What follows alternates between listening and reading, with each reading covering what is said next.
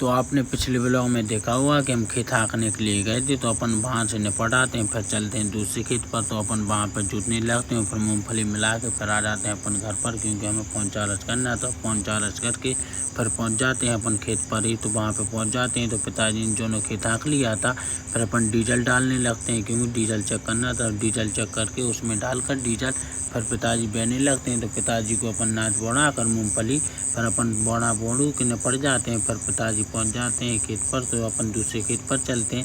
तो वहाँ पर भी अपन मूंगफली बेकर फिर अपन वहाँ से हो जाते हैं वापस, क्योंकि अब हमें खेत बेरना था, जोतना था। तो अपन पे जोतने लगते हैं। तो जोत कर फिर अपन थोड़ी टाइम में हो जाते हैं फ्री।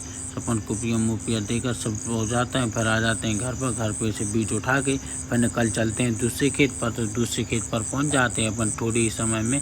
तो वहाँ पर सबसे पहले अपन जोतने लगते हैं। तो जोत कर फिर अपन मक्का को इस खेत में हमें मक्का बहनी थी, तो मक्का को खोल कर अपन मक्का को बहने लगते हैं। फिर मक्का को बेकर फिर अपन उससे सब कुछ फ्री हो जाते हैं। फिर अपन को अम्मियाँ मिल जाती हैं आम के तरह, तो अम्मियाँ खाने लगते हैं। तो आज का ब्लॉग खत्म होता है। राम राम। अगला ब्लॉग देखने के लिए फॉलो कर।